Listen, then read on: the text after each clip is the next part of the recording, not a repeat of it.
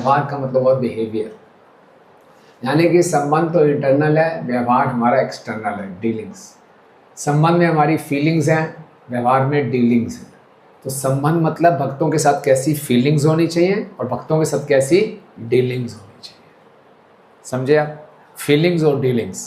कई बार हो सकता है भक्तों के लिए हमारी फीलिंग्स इतनी अच्छी ना हो, तब भी डीलिंग्स कैसे होनी चाहिए? अच्छी होनी चाहिए। अच्छी डीलिंग्स करते करते फीलिंग्स भी अच्छी हो जाएंगे। जैसे कल हमने चर्चा की थी ना कि प्रभुपाद के पास एक शिष्य गए, बोले मैं इसको प्रणाम नहीं करूँगा, ये मुझे अच्छा नहीं लगता। प्रभुपाद ने क्या बोला? फिर भी प्रणाम करते रहो, धीरे धीरे अच्छा लगना शुरू हो जाएगा। एक नई बहू जाती है अपने ससुराल में, तो ऐसा नहीं कि उसका बड़ा हृदय करता है सास ससुर की सेवा करना, नहीं, लेकिन वो करती है। करते करते क्या होता है, फिर संबंध स्थापित हो जाता है। इसलिए डीलिंग्स को अच्छा रखना बहुत आवश्यक है और फीलिंग्स भी अपने आप वो शुद्ध होती जाएंगी। तो भक्तों का संग बहुत महत्वपूर्ण है हमारी भक्ति के लिए। सभी शास्त्रों में कहा गया है, साधु संग सर्व शास्त्र कय, लव मात्र साधु संग सर्व सिद्धि है। लव क्या होता है? ये इंग्लिश वाला लव नहीं है ना। इंग्लिश वाला भी लव करना है भक्तों के साथ, लेकिन ये लव है 1 सेकंड का 14वां हिस्सा, 1/14 ऑफ अ सेकेंड।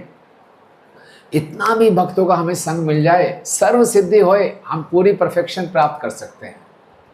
आप बोलोगे तो बहुत बड़ी बात है, हमें तो 40 वर्ष हो गए, 30 वर्ष हो गए भक्तों के संग में, वो सिद्धि प्राप्त नहीं हो रही, क्या चक्कर है? एक बार इसी संशय को लेकर नारद मुनि जी भगवान नारायण के पास जाते हैं। बोलते हैं, प्रभु इसका श्लोक का मतलब समझ नहीं आया, भक्तों के संग में ऐसा क्या है कि थोड़े संग में सब कुछ प्राप्त हो जाता है?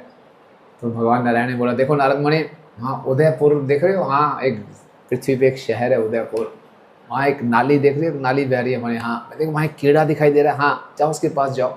अरे प्रभु मेरे प्रश्न का उत्तर, वहाँ तो जाओ। तो नारद मुनि तुरंत आ गए। नारद मुनि तो 1 सेकंड नहीं लगता था, उस कीड़े के पास पहुँचते नारद मुनि बोलते हैं, नारायण नारायण। कीड़ा वहीं पे शरीर छोड़ देता है। तो बात नहीं, नारद मुनि फिर वापस आ गए, प्रभु मेरे प्रश्न का उत्तर। बोले नारद मुनि, देखो उसी उदयपुर शहर में एक गाय ने बछड़े को जन्म दिया है, जाओगे? बोले प्रभु मेरे प्रश्न को उत्तर, जाओ तो सही। तो नारद मुनि जाते हैं बछड़े के पास। अब नारद मुनि डर रहे हैं, कीड़े के सामने नारायण नारायण बोला था, उसने शरीर छोड़ दिया। यहाँ मैं बछड़े के सामने बोलूँगा, इसने शरीर छोड़ दिया तो गौ हत्या हो जाएगी। फिर भगवान का आज्ञा है तो बोलता है नारायण नारायण, और बछड़े ने शरीर छोड़ दिया। नारद मुनि घबरा गए, रोने लगे, गौ हत्या हो गई, इतना बड़ा पाप हो गया। रोते हुए भगवान के पास है, प्रभु ये आपने क्या करवा दिया? भगवान फिर भी मुस्कुरा रहे थे। बोले देखो उदयपुर की जो रानी है उसने एक बच्चे को जन्म दिया, वहाँ भी जाओ। बोले प्रभु मेरे प्रश्न का उत्तर, ये क्या करवा रहे हैं आप? बोले जाओ तो सही। रानी के महल में जाता है, नया नया राजकुमार का जन्म हुआ है। नारद बोले ये भी गया, नारायण नारायण अभी मुझे जेल में डाल देंगे। जैसे वो नारायण नारायण बोलते हैं, वो जो नवजात शिशु है वो बोलना शुरू कर देता है। बोले हे देव ऋषि, बिना प्रणाम स्वीकार कीजिए, आपकी कृपा से मुझे राजकुमार का जन्म मिला। 2 जन्म पहले मैं लानी का कीड़ा था, फिर गाय का बछड़ा बना और अब राजा का राजकुमार बन गया। ये सब आपके दर्शन से हुआ। जब नारद मुनि वापस जाते हैं भगवान के पास तो भगवान कहते हैं, नारद मुनि आपको अपने प्रश्न का उत्तर मिल गया। ये भक्तों के संग का लाभ है, इसमें इतनी शक्ति है। हमें केवल सीखना है कि भक्तों का संग कैसे करना है। चित्र चिता में एक बहुत सुंदर प्रयार आती है, आप मेरे पीछे बोलिए। कृष्ण भक्ति जन्म मूल है साधु संग, कृष्ण भक्ति जन्म मूल है साधु संग,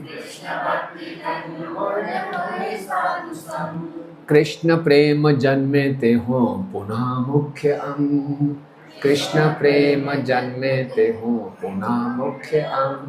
कृष्ण भक्ति जन्म मूल है साधु संग की आवश्यकता भक्ति के प्रारंभिक वर्षों में चाहिए। अगर हम भक्ति के उन्नत उच्चतम दिशा में भी आ गए हैं, हमें भगवान का प्रेम भी प्राप्त हो गया है, तब भी भक्ति का मुख्य अंग क्या है? साधु संग। यानी कि भक्ति की हम किसी भी स्थिति में हैं, हमें हमेशा किस में रहना चाहिए? भक्तों के संग में रहना चाहिए। ये बहुत महत्वपूर्ण बात है, इसको अपने हृदय में धारण कर लें हम सब। प्रभुपाद जी बोलते हैं, अपने जीवन को इस ढंग से ढालिए अपने लाइफ को इस ढंग से मोल्ड कीजिए कि हम हमेशा भक्तों के संग में रहें। हम लाइफ में कोई भी डिसीजन ले रहे हैं, इस नौकरी को करना है नहीं करना, ये बिजनेस चेंज करना है नहीं करना, घर वहाँ लेना कहाँ लेना है, हर डिसीजन के पीछे क्राइटेरिया ये होना चाहिए कि इस पे साधु संग का क्या प्रभाव पड़ेगा, मुझे साधु संग मिलेगा कि नहीं मिलेगा। मुझे हमेशा अपने आप को साधु संग में रखना है, क्योंकि जब मैं भक्तों के संग में रहता हूँ तो बहुत सुरक्षित रहता हूँ, और जैसे ही मैं भक्तों के संग में दूर जाता हूँ मेरी भक्ति में बड़े आक्रमण शुरू हो जाते हैं। कितने भक्तों का अनुभव है, वैसे ही भक्तों के संग से दूर होते हैं भक्ति कमजोर पड़नी शुरू हो जाती है। सबका अनुभव है ना। तो भक्तों के संग में आपको क्या क्या लाभ प्राप्त होते हैं? इंस्पिरेशन मिलती है। यस, इन भक्तों ने 16 माला शुरू कर दी, चलो मैं भी 16 माला शुरू करता हूँ। आज मदन गोविंद जी ने हमें बताया कि सुबह कितनी जल्दी उठ जाते हैं जप करने के लिए। इनका इनसे इंस्पिरेशन है कि जब सुबह सुबह ही कर लेना चाहिए। Very inspiring. और साधु संघ से क्या लाभ होता है? मॉर्निंग प्रोग्राम स्ट्रांग हो जाता है। मालूम चला ये सुबह उठ जाते हैं तो हमें भी प्रेरणा मिलेगी, हम भी सुबह जल्दी उठ जाएंगे। Very good. और साधु संघ से क्या लाभ होता है?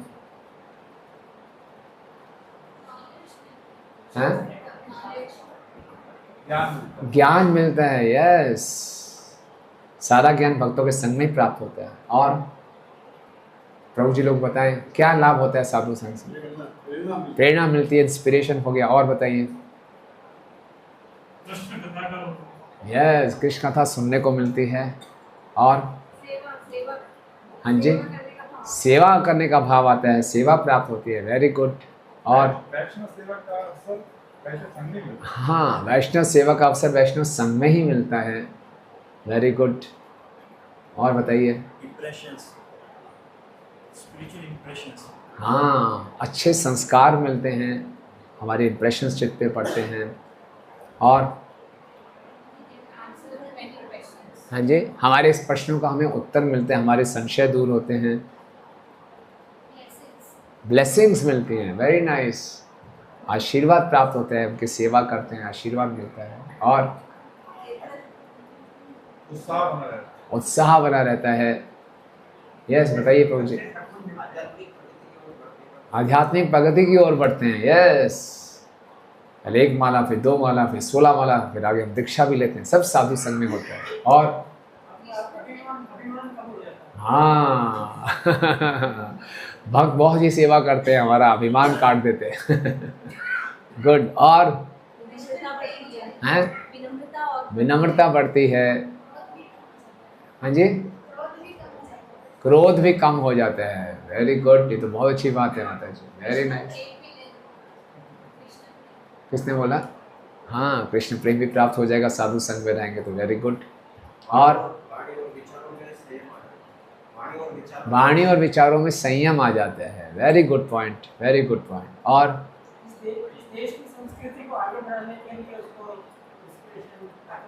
यस, सनातन धर्म को आगे बढ़ाने में हमें प्रेरणा मिलती है, संतुष्टि मिलती है। बहुत अच्छी बात है। इस कलयुग में क्लेश ही क्लेश है, लेकिन हम भक्तों के संग में आते हैं कि आनंद की अनुभूति होती है। कहीं आनंद नहीं मिलता हमें। लोग आनंद पाने के लिए सिनेमा घरों में जा रहे हैं, मॉल्स में जा रहे हैं, घूमने फिरने जा रहे हैं। हमें कहीं जाने की जरूरत नहीं, बस भक्तों के संग में आ जाओ, आनंद ही आनंद है कथा चलती रहे, कीर्तन चलता रहे, प्रसादम, और क्या चाहिए, राइट। और गलत कार्यों से बचते हैं। Very good. अगर हम साधु संग नहीं करेंगे, कहीं ना कहीं तो संग करेंगे, गलत संग करेंगे, उससे बच जाते हैं। Excellent point. Mental peace. Very good. मानसिक सुख प्राप्त होता है, शांति प्राप्त होती है। और आध्यात्मिक जीवन सुरक्षित है। प्रभुपाद जी कहते हैं पूरी सृष्टि में सबसे सुरक्षित स्थान है भक्तों का संग, सबसे सुरक्षित स्थान है। गुड। और आने वाली जनरेशन के लिए मार्गदर्शन मिलता है। यस माता जी।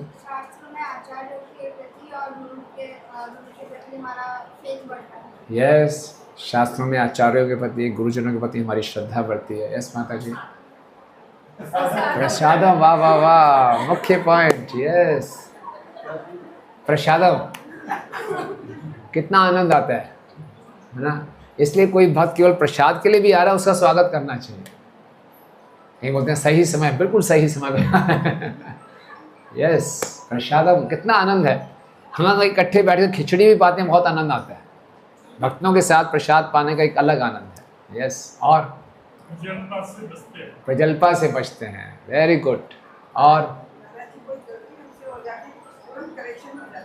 हाँ, हमें कोई देख रहा है, हमें कोई करेक्शन दे देगा, हमें कोई ठीक कर देगा, वेरी गुड, ओके। इसलिए बहुत आवश्यक है हमेशा अपने आप को भक्तों के संग में रखें ना। तो किसी ने पूछा एक वैष्णव को कैसे पहचानेंगे, तो चैतन्य महाप्रभु बोला, असत संग त्याग यही वैष्णव आचार।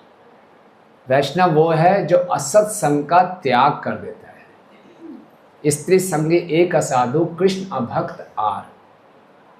असत संग क्या है? असत संग वो है जहां सत्य की चर्चा नहीं होती। तो क्या है? स्त्री संगी, जो लोग अपोजिट जेंडर से बहुत आकर्षित हैं, उनका संग नहीं करना। स्त्री संगी एक असाधु, या फिर जो नास्तिक है, जब कृष्ण अभक्त या फिर मायावादी है, इन तीन लोगों का संग नहीं करना। किन किन का? जो बहुत ही इंद्र तृप्ति में लिप्त हैं, और जो नास्तिक हैं, और जो मायावादी। मायावादी वो होते हैं, वो कहते हैं कि भगवान निराकार है, भगवान जब आते हैं उनका शरीर माया का बना हुआ है। ऐसे लोगों का संग त्याग देना चाहिए। ये वैष्णव का आचार है, क्योंकि जैसा हम संग करते हैं वैसा हम पे प्रभाव पड़ता है। संग करने का मतलब है टू गेट इन्फ्लुएंस्ड, उनसे प्रभावित होना।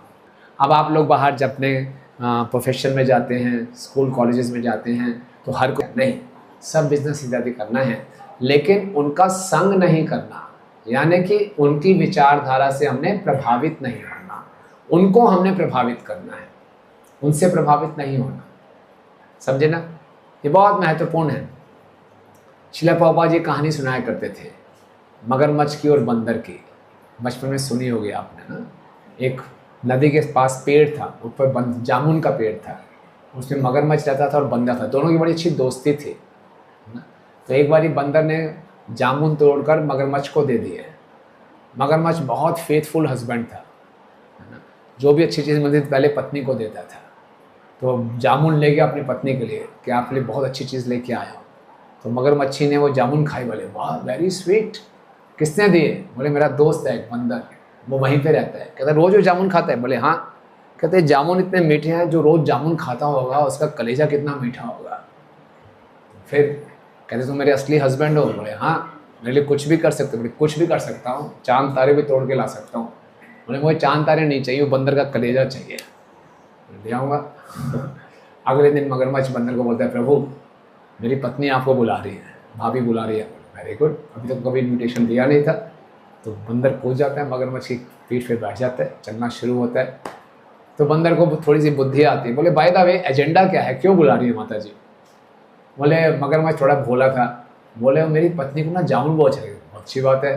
तो बोले कि आपका कलेजा बहुत मीठा होगा, उससे आपका कलेजा खाना है। बोला कलेजा खाना है यार, पहले क्यों नहीं बताया? और वो पेड़ पे ही छोड़ आया, चलो वापस चलो लेके आता हूँ। तो वापस पेड़ पे लाया, बंदर कूद गया पेड़ में, बोले अब नहीं आऊँगा। तो प्रभुपाद जी स्टोरी से हमें समझाते हैं कि जब हम बाहर जाएं तो अपना हृदय भक्तों के पास छोड़ के जाएं। एक ही हृदय हमारे पास, उस हृदय को भक्तों के लिए छोड़े। बाहर जाएं केवल ऑफिशियल कर्तव्य का पालन, ड्यूटी निभाने के लिए, अपना हृदय शेयर नहीं करना है। हृदय कहाँ छोड़ के जाएं? भगवान और भक्तों के बीच में छोड़ के जाएं। यानी कि बाहर जाके हमें उनके संग से प्रभावित नहीं होना, हमने उनको प्रभावित करना है। हमारी जो ये पर्सनैलिटी है, इसको पर्सनैलिटी को बनाने में 3 मुख्य फैक्टर्स हैं। एक फैक्टर है हमारे पूर्व जन्म के कर्म, है ना। हम सबका चेहरा अलग अलग है, हम सबका स्वभाव अलग अलग है। ये कैसे बना? पूर्व जन्मों के कर्मों का फल है, ठीक है ना। उसको अभी हम बदल सकते हैं? नहीं। फिर दूसरा फैक्टर होता है कैसे हमारी परवरिश हुई।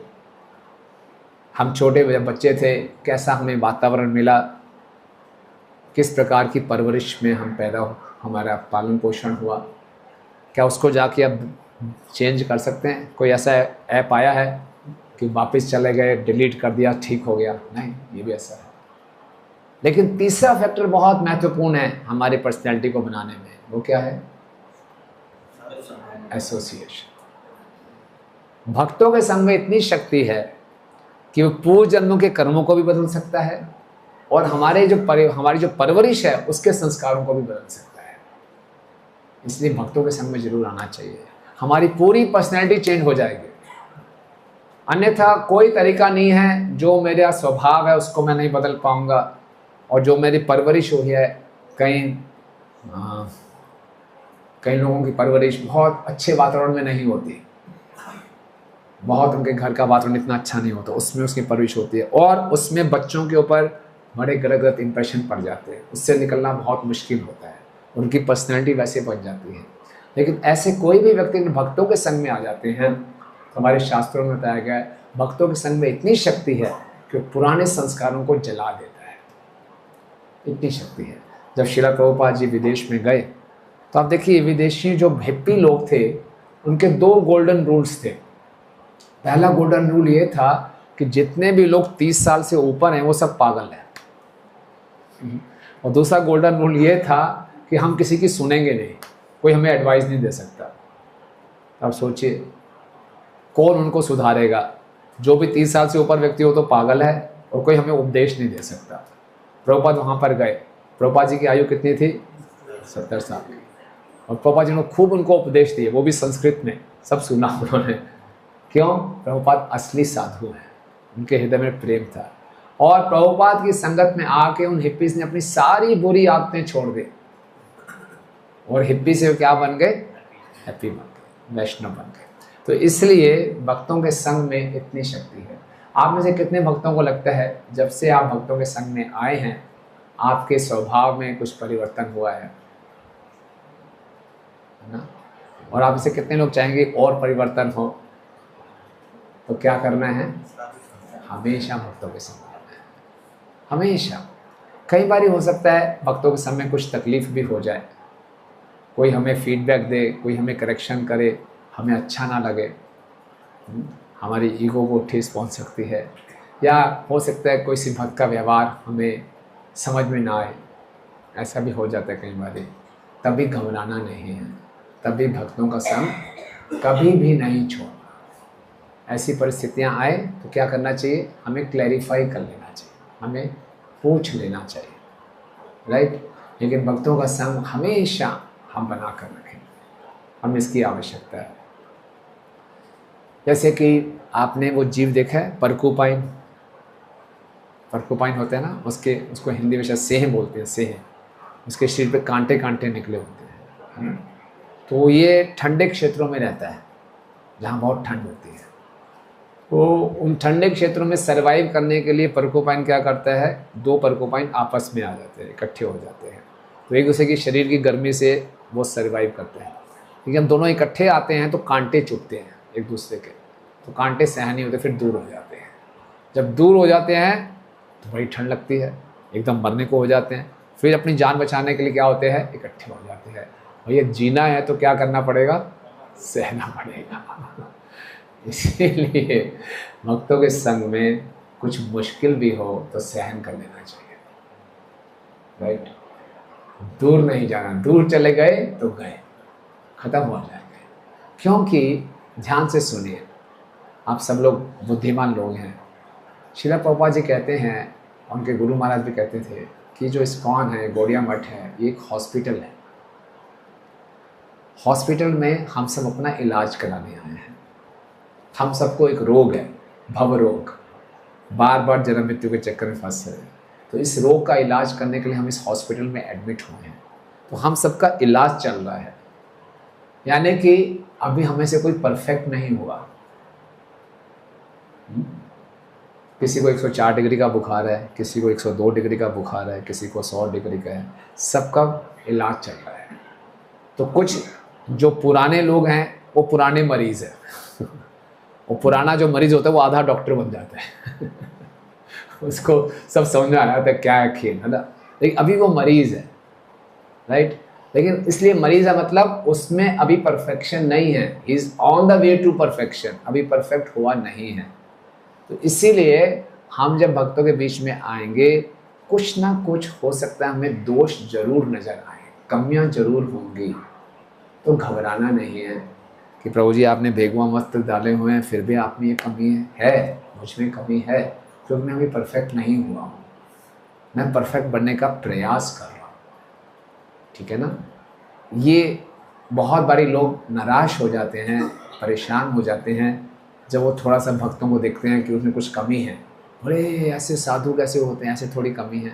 नहीं, ये कोई म्यूज़ियम नहीं है कि सब आपको साधु संत ऐसे आशीर्वाद देते हुए मिलेंगे, है ना। इस्कॉन कोई संतों का म्यूज़ियम नहीं है कि आप चुपचाप यहाँ आइए, आशीर्वाद लेते जाइए, आगे जा पढ़ते जाइए। नहीं, ये एक डायनेमिक सोसाइटी है, यहाँ पे सबका इलाज हो रहा है, सबका सुधार हो रहा है।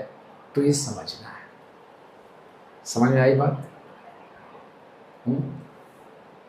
डाइजेस्ट हो रही है बात?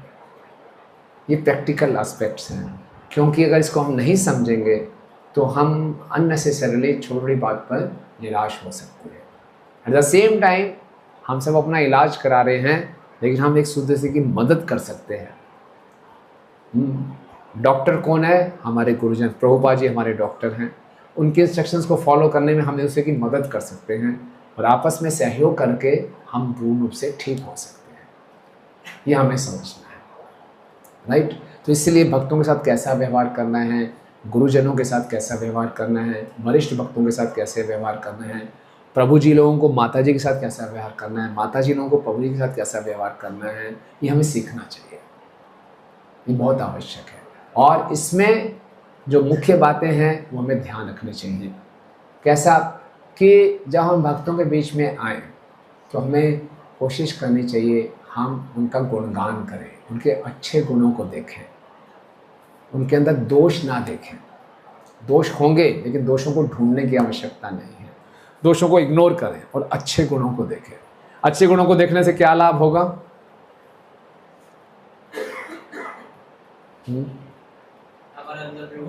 हमारे अंदर भी गुण आ जाएंगे। और दोषों को देखने से क्या लाभ होगा?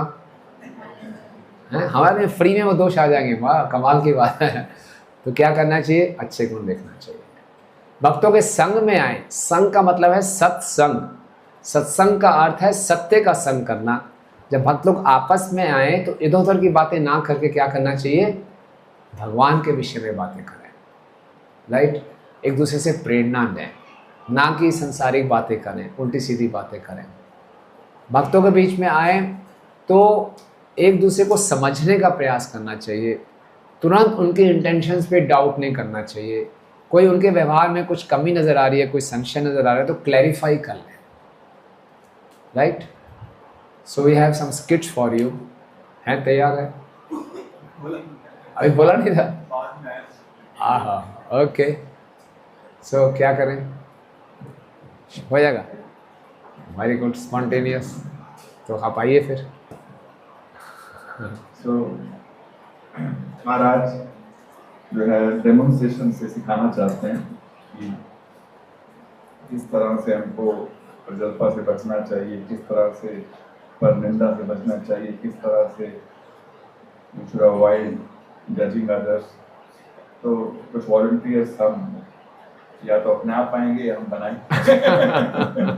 तो आपको ये डेमोन्स्ट्रेट करना है कि कैसे जब कभी कभी भक्त आपस में आते हैं तो अध्यात्मिक विषय को छोड़कर प्रजल्पा करने लगते हैं। प्रजल्पा क्या होता है? प्रजल्पा क्या होता है? प्रजल्पा जो कृष्ण के विषय में कथा नहीं हो, प्रजल्पा जो जो जो जो any discussion other than Krishna actually becomes prajalpa. Political का डिस्कशन करना है या क्या चल रहा है बाकी समाज के अंदर, संसारिक समाज के अंदर किस तरह की चर्चा करनी, ईरान और उसका युद्ध चल रहा है उस पर आर्ग्यूमेंट करना, इस तरह की चर्चा करना। तो पहले मैं ये हमारी दो माताएं सबसे आगे बैठी हैं, श्याम सिद्धि माता, कपिला माता जी। तो आपको यही डेमोन्स्ट्रेट करना है कि प्रजल्पा का अर्थ क्या होता है, लोगों को मालूम पड़ जाए कि इससे हमको बचना है। करेक्ट? हाँ करनी नहीं है, हाँ, इससे बचना है, यानी कि प्राय हम रियलाइज नहीं करते और हम डिस्कशन करते हैं, है ना, कभी कभी पार्क में मिल गए, कभी इकट्ठे बस में बैठ के जा रहे हैं, तो हमको लगता है ये तो क्लास तो है नहीं, ये कोई मंदिर तो है नहीं कि हम कुछ चर्चा कर रहे हैं, है ना। तो हमको प्रयास करना है कि कहीं भी हमको अवसर मिले तो कथा या अध्यात्म विषय के बारे में चिंतन विचार आदान प्रदान करना। तो एक छोटा सा डेमोन्स्ट्रेशन कि है, जैसे मान लो आप आपस में मिलते हैं, इकट्ठे बस में जा रहे हैं, तो बस में बैठे बैठे आपको थोड़ा प्रचलपा का डेमोन्स्ट्रेशन करना है और बाद में बताना है कि हमको जब वक्त आपस में मिले तो इस तरह के आदान प्रदान नहीं, या दोनों करें महाराज एक हाँ देखिए जैसे भी आप स्पॉन्टेनियसली हाँ, कीजिए। spontaneously, हाँ। आइए। एक में बताना है प्रजल्पा, एक में बताना है कृषि करने का। चलो इकट्ठे मिलके करेंगे जो करना है। यहाँ आ जाइए, स्टेज पे आ जाइए। माइक दे दूँ? हाँ हाँ बिल्कुल, इनका स्वागत कीजिए। हरे कृष्ण माम हरि बोल।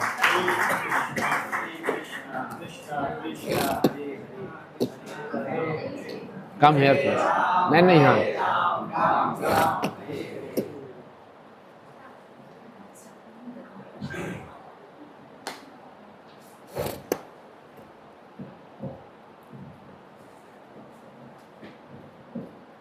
while going to any place, maybe while traveling, कहीं भी जाते समय, कहीं हम ट्रैवल कर रहे हैं उस समय, इफ वी क्रॉसेस, मतलब हम कहीं मॉल क्रॉस कर या कोई कैफे क्रॉस कर रहे हैं, तो वी जनरली डिस्कस। माता जी आपने कभी यहाँ का खाना खाया? नहीं माता जी, मैं तो अभी तक तो नहीं गई हूँ। आप बताओ, मुझे जाना चाहिए क्या? ऐसा लगा आपको? माता जी कॉलेज टाइम में मैंने ट्राई किया है, यहाँ पे काफ़ी अच्छा है, यहाँ का टेस्ट वगैरह भी अच्छा है, चाइनीज़ भी अच्छा है, इटालियन भी अच्छा है। बट अभी इस्कॉन में आने के बाद तो जैन का होता है, तो मैंने यहाँ पूछा था पहले, तो इन्होंने कहा कि जैन भी बना देते हैं, तो we can go and try. हम कभी जैन फूड एंड दोनों साथ में चलते हैं ना, एक दिन आप लेके चलिए ना मुझे। हाँ चल सकते हैं, ठीक है, चलते हैं। दिस इज लाइक हमारा पूरा जो कॉन्शियसनेस था वो हम पहले जो एंजॉयमेंट करते थे उस पर था, कि हम कैसे बाहर का खाना एंजॉय करते थे, क्या हमें टेस्ट मिलता था। Instead of thinking about Krishna prasad, हमको ये बात करनी चाहिए थी कि आज आपने क्या भोग बनाया, आपने कृष्ण के लिए क्या बनाया, और किस तरह का आपकी कुकिंग में क्या क्या चेंजेस आया, आपके किचन में क्या चेंजेस आया है, कि आपने भगवान के बर्तनों को शुद्ध करा है, अब जो ऑनियन गार्लिक नहीं बनाते तो क्या बर्तन बदले हैं, इस तरह की चीज़ें नहीं सोच करके हम शॉर्टकट ढूंढ रहे हैं एंजॉयमेंट का। सेम लाइक जैसे माता जी ने मुझे बोला ऐसा, तो मुझे उस समय उन्हें रोक देना चाहिए था कि हाँ नहीं, मैं तो रेस्टोरेंट्स, शायद आप भी नहीं जाते हो तो आप मुझे क्यों बोल रहे हो कि अपन चले। आई थिंक अपने को नहीं जाना चाहिए, हमें प्रसादम पे फोकस करना चाहिए, प्रसादम लेना चाहिए। वहाँ पे बनाने वाले की क्या कॉन्शियसनेस रहती है हमें नहीं पता, वो क्या मिक्सिंग करते हैं हमें नहीं पता, तो हमें ये चीज़ अवॉइड करनी चाहिए। वो चांसेस, वो लोग बोलती कि जैन फूड है, बट जो गरम मसाला और जो दूसरे मसाले यूज करते हैं उन्हें भी नहीं पता होता कि इसमें गार्लिक पाउडर और ऑनियन पाउडर होता है। जय हो Hari Hari. Thank you thank you. 2 more volunteers। इसमें किस तरह से कभी कभी हम दूसरों की निंदा करते हैं, सबको निंदा करते हैं स्पॉन्टेनियसली। मान लो एक बार किसी का गुणगान देख रहा है, दूसरा बोलता है हाँ ठीक है, लेकिन वो ऐसा है, वो ऐसा है, उसमें ये भी है, ये भी है। इस तरह का लोग मत चाहिए हमको इसको करने के लिए। Any volunteers? चैतन्य चिंतामणि माता जी। चिंतामणि माता जी।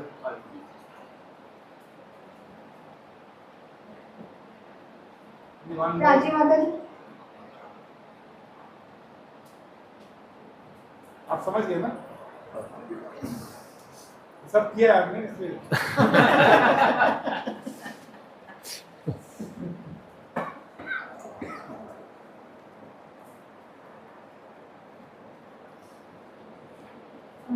कैसे हो माता जी आप?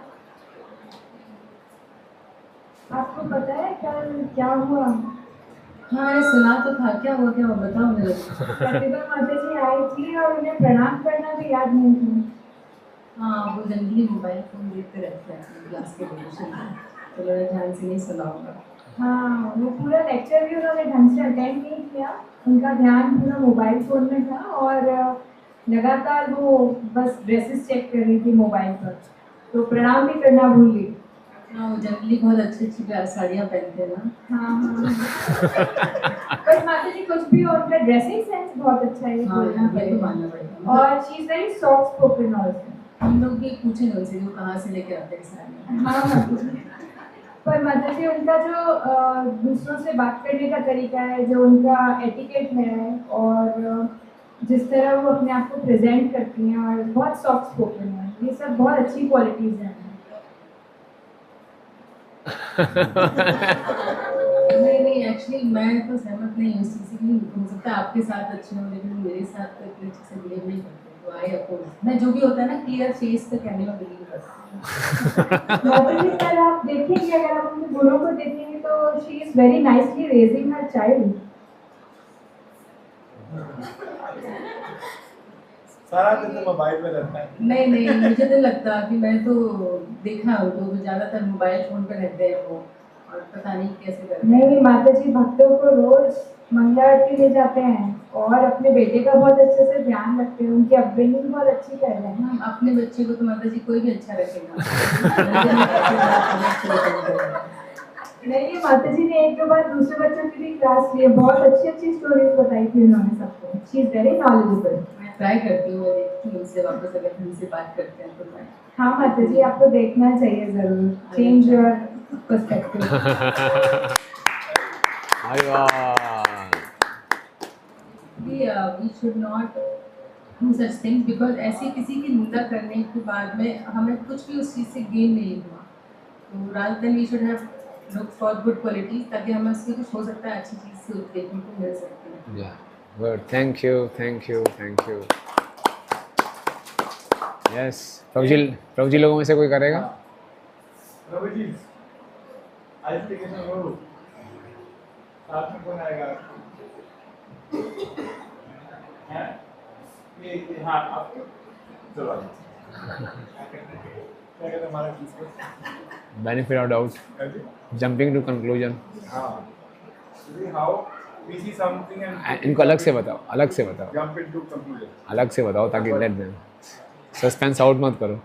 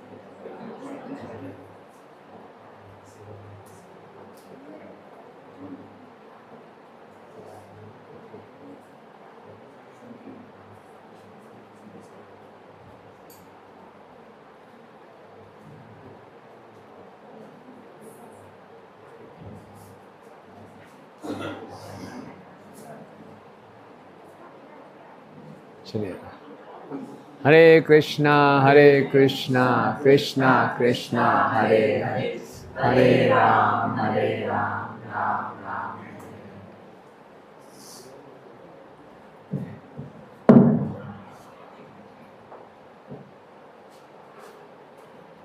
हरे कृष्णा प्रभु जी। हरे कृष्णा। आज आप सुबह मंगला आरती आए थे? अरे हम तो आए थे।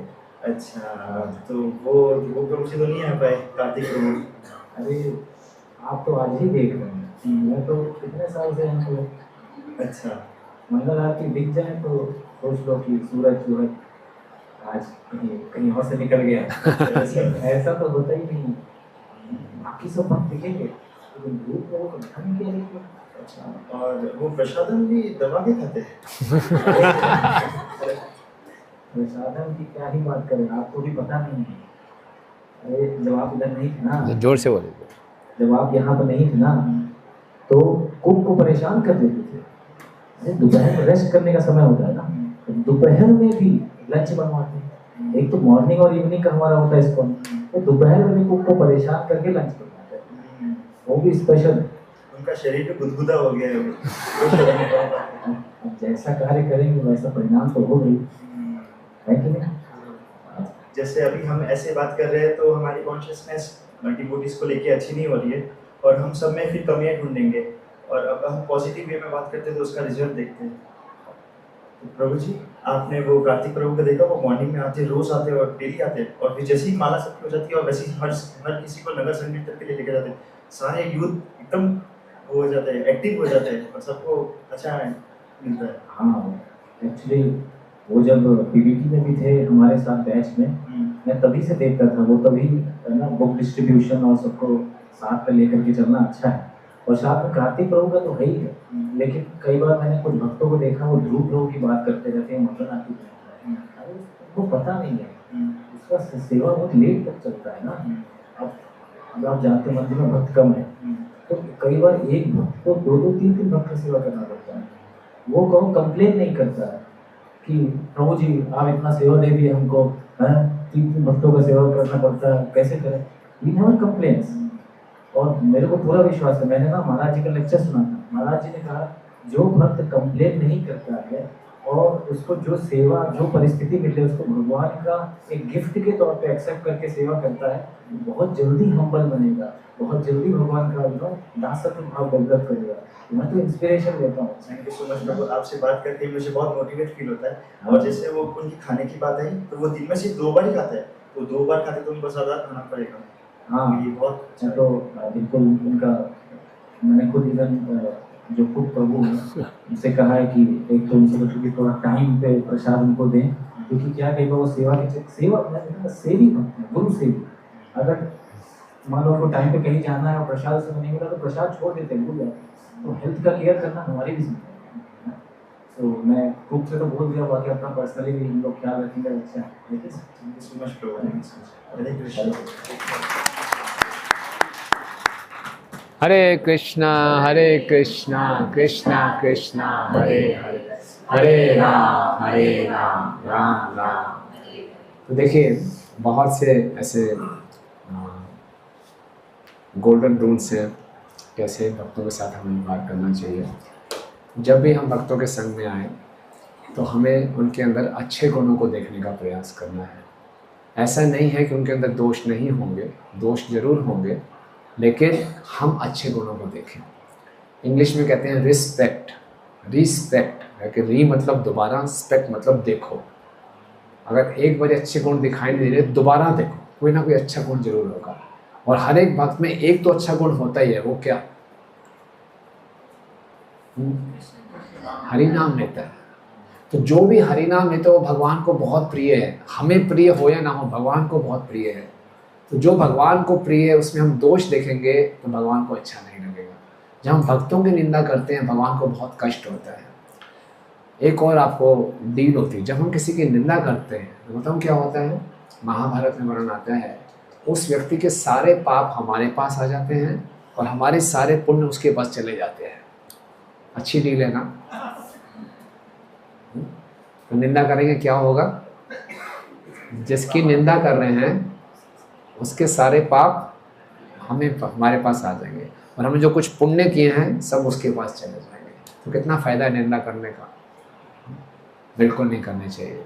कोई बोलेंगे जैसे माता जी, मैं तो सच बोलती हूँ, दोष है तो दोष है, मैं स्ट्रेट फॉरवर्ड व्यक्ति हूँ, मैं तो दोष बोलूँगा, इससे दोष है। निंदा का मतलब होता है दोषों का कीर्तन करना। किसी में दोष हैं लेकिन उसका कीर्तन नहीं करना चाहिए, उसको फैलाना नहीं चाहिए। आजकल सोशल मीडिया में बहुत आसान हो गया है, थोड़ा सा दोष दिखाया आप डाल दो, पूरा ऐसा फैलेगा, मैसेज फॉरवर्ड होता है जैसे कहाँ पहुँच जाएगा। एक बार ये गांव में राजा था, उस राजा ने सब ब्राह्मणों को बुला के खूब बढ़िया भोज खिलाया। तो जब ब्राह्मण भोज बना रहे थे, ऊपर से एक सांप, एक मोर जा रहा था। उस मोर के मुख में एक जहरीला सांप था। तो क्या हुआ, उस जहरीले सांप से कुछ जहर की बूंदें उस प्रसाद में गिर गई जो ब्राह्मण लोग बना रहे थे, जो कुक बना रहा था, और सारे ब्राह्मणों को वही भोजन खिला दिया। और भोजन खाने के बाद सब ब्राह्मणों की मृत्यु हो गई। बहुत बड़ा एक कांड हो गया। अब राजा ने तो सब ब्राह्मणों को खिलाया था, सबकी मृत्यु हो गई। अब किसकी जिम्मेवारी है? यमराज जी डिसाइड कर रहे हैं किसको जिम्मेवार ठहराऊं मैं। राजा की गलती है क्या? ब्राह्मणों की गलती है कि भोज करने आए? कुक की गलती है? नहीं, मोर की गलती है? सांप की गलती है, पकड़ें किसको? बड़ा सोचे थे किसको पकड़ें, किसी को तो पकड़ना है, इतना बड़ा कांड हो गया, ब्राह्मणों की हत्या तो बहुत बड़ी बात है।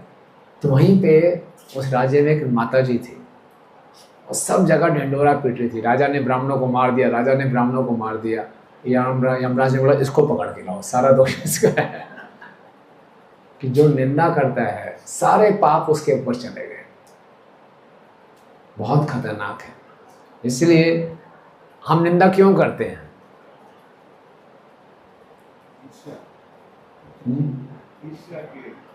चलो फ्रैंकली स्पीकिंग, निंदा करने में कोई आनंद आता है कि नहीं आता?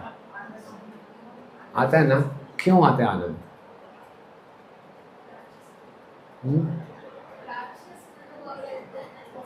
क्या होता है?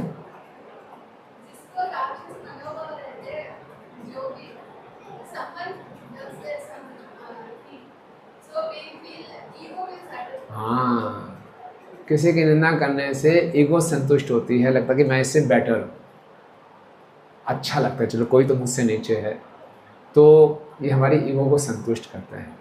लेकिन इससे बचना है, ये बहुत भक्ति के लिए बहुत हानिकारक है। भक्ति करना बहुत आसान है, भगवान को पाना भी बहुत आसान हो जाएगा अगर हम निंदा से बचेंगे, लेकिन बहुत बड़ा इसको अपराध माना जाता है। जब हम भक्तों की निंदा करते हैं तो भगवान अपनी कृपा छीन लेते हैं, हमारा भक्ति करना मुश्किल हो जाता है। हमें हरि नाम करेंगे, हरि नाम में कोई टेस्ट नहीं आएगा। इसलिए ना तो निंदा करनी चाहिए, ना निंदा सुननी चाहिए। कई बार भक्त बोलते मैं निंदा करता नहीं हूँ, अब सुनने में बड़ा आनंद आता है, मैं चुपचाप वहाँ पहुँच जाता हूँ, सुन के आ जाता हूँ तो निंदा करना भी उतना बड़ा अपराध है, सुनना भी उतना बड़ा अपराध है। फिर क्या करें? जिस स्थान पे निंदा हो रही हो उस स्थान से चले जाना चाहिए, सेफेस्ट ऑप्शन। ऐसे लोगों का संग नहीं करना चाहिए जो निंदा करते हैं, और भक्तों को पूरे हृदय से ग्लोरीफाई करना चाहिए, उनको अप्रिशिएट करना चाहिए। चैतन्य महाप्रभु जब रूप गोस्वामी से मिले, रूप गोस्वामी जैसे मैंने कल बताया सनातन रूप गोस्वामी नवाब हुसैन शाह के यहाँ पहले प्राइम मिनिस्टर और फाइनेंस मिनिस्टर थे। रूप गोस्वामी जी ने एक बहुत सुंदर श्लोक लिखा हरि नाम की महिमा का गुणगान करते हुए। वो श्लोक पढ़ के महाप्रभु को बहुत आनंद आया। तो अगले दिन महाप्रभु अपने सारे भक्तों को लेकर आ रहे हैं कि रूप गोस्वामी ने बहुत सुंदर श्लोक लिखा है, रूप वो श्लोक दोबारा सुनाओ। रूप गोस्वामी ने वो श्लोक सुनाया।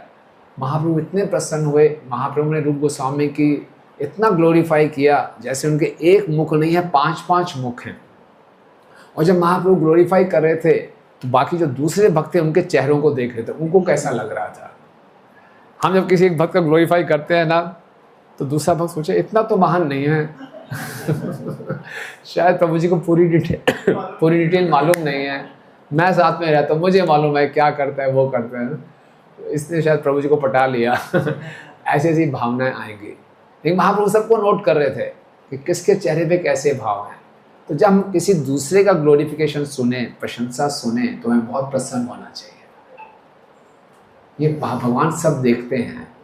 तो हमारा जो आंदोलन है कीर्तन का आंदोलन है। कीर्तन का मतलब ग्लोरीफाइंग, भक्तों का गुणगान करना है, भगवान का गुणगान करना है। जहाँ मौका मिले गुणगान कीजिए। ऐसे गुणगान करने से एक पॉजिटिविटी रहती है, और जिसका हम गुणगान करेंगे उसके अच्छे गुण हमारे में आ जाएंगे। और एक आपको बहुत बढ़िया फार्मूला बताते हैं, भागवत में 14 स्कंद में वर्णन आता है कि भक्ति एब्सोल्यूट है। अगर हम भक्ति मतलब सेवा, अगर हम सेवे किसी की सेवा को ग्लोरीफाई करते हैं, जेन्युइनली हृदय से उसका गुणगान करते हैं, तो हमें वही लाभ प्राप्त हो जाएगा जो कोई सेवा करने का लाभ होता है। आप समझे?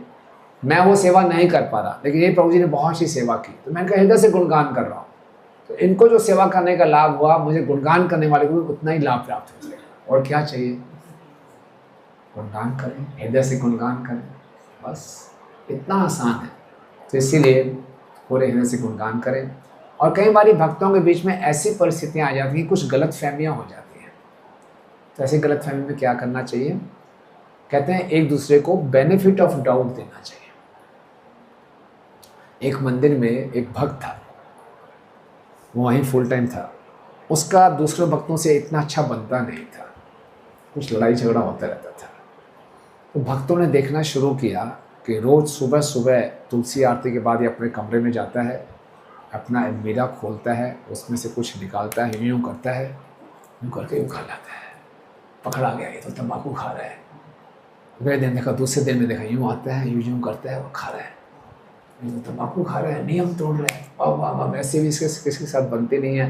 प्रेसिडेंट के पास उसकी पूरी वीडियो बना ली, वो आ रहा है, यूँ कर रहा है, यूँ कर रहा है, यूँ खा रहा है। प्रेसिडेंट ने बोला ये तंबाकू खा रहा है, फटाफट चिट्ठी बनाई, उसको बुलाया, आप मंदिर से बाहर जाइए, आप नियम तोड़ रहे हैं। बोले कौन सा नियम तोड़ रहा है? देखा है, वीडियो देखिए, आप ये देखिए तंबाकू खा रहे हैं। उसकी आंखों में आंसू आ गए। तो मुझे बात तो कर लेते। बोले क्या है तंबाकू, बात करने क्या? वीडियो है, साक्षात प्रमाण है, आइए जरा मेरे साथ। अपने कमरे में ले गए, अलमीरा खोले, बोले तंबाकू नहीं है, सूखी मेथी है। आयुर्वेदिक वैद्य ने बोला सुबह खाली पेट मेथी को पीस के खाना है। मैं मेथी खा रहा हूँ, लेकिन आपने हमेशा देखा लोग तंबाकू खाते, मैं तंबाकू खा रहा है, ऐसा नहीं है। तो क्या हुआ, तुरंत जंपिंग टू कंक्लूजन्स। किसी के व्यवहार में कुछ संशय हो रहा है तो उसको क्लैरिफाई कर लें, तुरंत डाउट ना करें। आपने रामायण में कथा सुनी होगी बलि और सुग्रीव की। बाली और सुग्रीव दो भाई थे, दोनों में बहुत प्रेम था, वो कथा सुनी है ना। फिर एक राक्षस आता है, असुर आता है, मायावी, उससे लड़ने के लिए बाली एक गुफा में घुस जाते हैं और सुग्रीव बाहर प्रतीक्षा करता रहता है। जब बाली बाहर नहीं आता तो सुग्रीव सोचा कि बाली की मृत्यु हो गई और बहुत बड़ी चट्टान गुफा के बाहर लगा के वापस आ जाता है। बाद में बाली जीवित होता है, वो चट्टान हड़ा के आता है, देखा सुग्रीव राज सिंहासन पे बैठा है। सुग्रीव देख के बहुत प्रसन्न होता है, भैया आप वापस आ गए, आप जीवित हैं, वो खुश है। लेकिन बाली करता है तुमने मेरे साथ धोखा किया, तुमने राज हड़प लिया, मेरी पत्नी को हड़प लिया, खूब पिटाई करता है उसके। बाली बेचारा सुग्रीव समझाने का प्रयास करता है, बाली समझते नहीं है और उन दोनों में शत्रुता हो जाती है। किसकी गलती थी? बाली की गलती थी। जब सुग्रीव बोल रहा है उससे समझना तो चाहिए क्या वास्तविकता थी। इसीलिए कई बारी भक्तों में हमें जो दिखता है कई बारी वो होता नहीं है। पूछ लेना चाहिए, समझ लेना चाहिए, क्लैरिफाई कर लेना चाहिए, इससे हमारे बहुत बड़े अपराध रुक जाते हैं। आप लोग हिंदी मूवी देखते हैं या देखते थे? हिंदी फिल्म में दिखाते हैं ना, शुरू में गलतफहमी हुई, दो भाई बिछड़ गए, सबके 3 घंटे बर्बाद। छोटी सी गलतफहमी हुई, 3 घंटे बर्बाद हो गए। आध्यात्मिक जीवन में छोटी सी गलतफहमी से कई जीवन बर्बाद हो सकते हैं, क्योंकि हमने गलतफहमी घुस के कुछ अपराध कर दिया, किसी के लिए गलत धारणा बना दी, वो बहुत बड़ा अपराध हो जाएगा। तो कभी भी कंक्लूड ना करें, उसको क्लैरिफाई कर लें, बार बार पूछ लें, चेक रीचेक क्रॉस चेक, कोई कंक्लूड करने से पहले। ये बहुत बड़ी गलती होती है, हमारे आपसी संबंधों में गलती हो जाती है। हम गलत फहमी पाल लेते हैं, हम क्लैरिफाई नहीं करते, हम एज्यूम कर लेते हैं, ठीक है ना। तो ये भक्तों के बीच में कुछ बातें हैं, हमें इसका ख्याल रखना चाहिए, राइट। यानी क्वेश्चंस, फिर हम आगे बढ़ेंगे। समझ में आई बात है एजम्पशंस वाली? एक लेक्चर में हमारा मैंने सुना, ध्यान नहीं है तो लेक्चर था, उसमें बता रहे थे कि जब हमारा व्यू होता है कि उसमें एक कमी है, भगवान का व्यू क्या होता है? भगवान सोचते हैं कि लाखों करोड़ जन्मों के बाद एक प्रयास कर रहा है, इसकी माला उठाई। How can he B viewed through a negative lens? दूसरा, भगवान गीता में बोलते हैं अभी दुराचार आदि, अभी नहीं तो कुछ समय में क्षिप्रम भवति धर्म। ये भगवान का दृष्टिकोण और भगवान की जो इंस्ट्रक्शन है याद रखेंगे तो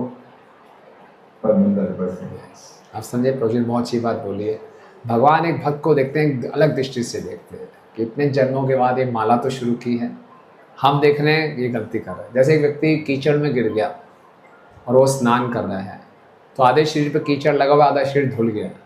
तो जो पॉजिटिव माइंडेड व्यक्ति होगा, देखो वो कहेगा देखो स्नान हो रहा है, साफ हो रहा है। दूसरा व्यक्ति को देखो कीचड़ लगा हुआ है कीचड़ में तो गिरा ही हुआ था, अब वो स्नान कर रहा है, ये अच्छी बात है कि वो स्नान कर रहा है। तो ये देखना है। Good point, thank you. और किसी का कुछ? हाँ माता जी।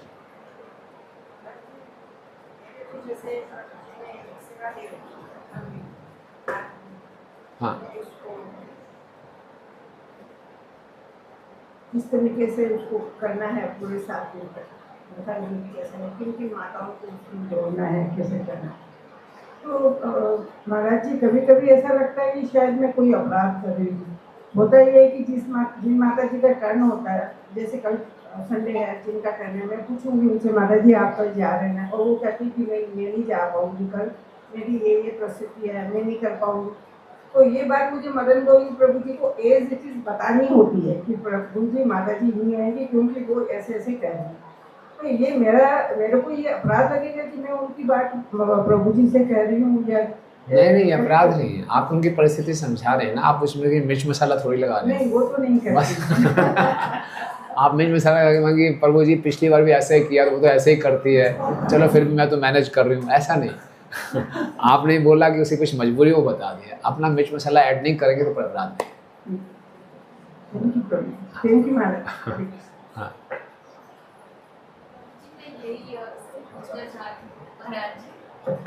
क्षमा करें नहीं महाराज कोई जी। बात मैं ये पूछना चाह रही थी, जैसे माता जी ने भी बताया, पर मैं ऐसे अलग इससे पूछूं, जैसे कि किसी के साथ किसी ने बुरा किया है, किसी बच्चे को किसी ने थप्पड़ लगा दिया, वो आके अपनी माँ को बताता है कि मेरा उसने ऐसा कर दिया, तो क्या वो निंदा में आता है? क्या ये उसने सिर्फ सूचना दी है कि मेरे साथ ऐसा बुरा हुआ, तो क्या वो निंदा में आएंगे? नहीं, देखिए किसी ने आपके साथ बुरा व्यवहार किया और आप सहन नहीं कर पा रहे हैं, तो आप अपनी अथॉरिटी के पास जा सकते हैं, उनको रिपोर्ट कर सकते हैं, बहुत बुरा लग रहा है, ऐसा कह सकते हैं। लेकिन उसके पूरे जगत में फैलाने की आवश्यकता नहीं है, पूरे सोशल मीडिया में डालने की जरूरत नहीं है, ठीक है ना। जो कंसर्न व्यक्ति है उसको बताना निंदा नहीं है, ठीक है ना। और बताना भी कैसा चाहिए, ऐसा नहीं बताना चाहिए कि वो ऐसा है वो ऐसी है, ऐसे बताना कि ऐसा मेरे साथ व्यवहार हुआ है, मुझे बहुत बुरा लग रहा है। हमें कंक्लूड नहीं करना चाहिए वो व्यक्ति ऐसा है, तो उसकी कुछ बातों ने, उसके कुछ कार्य ने मुझे बहुत हर्ट किया, ये बता सकते हैं।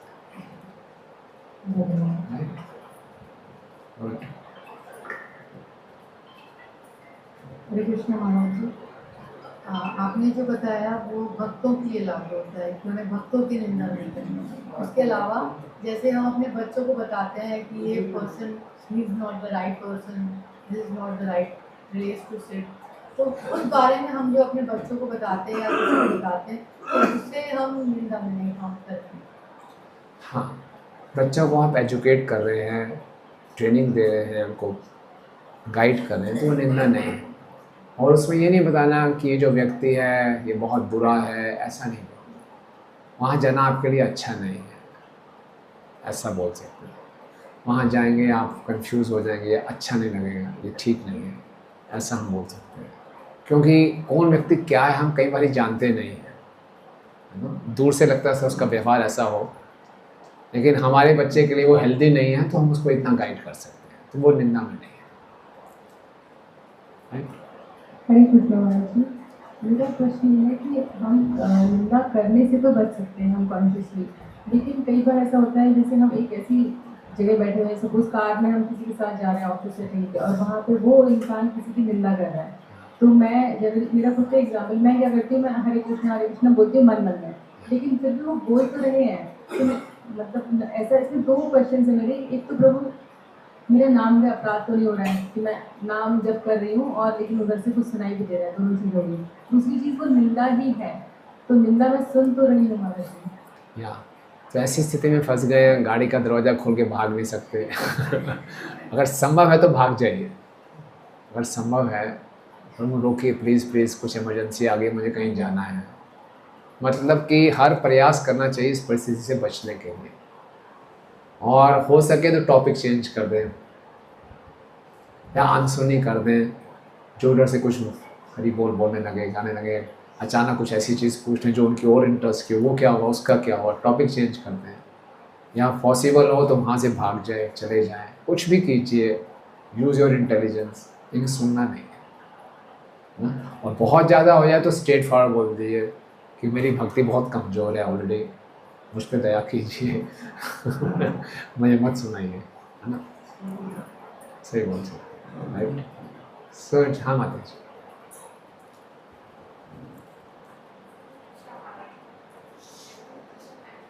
माइक ऑन कर दीजिए।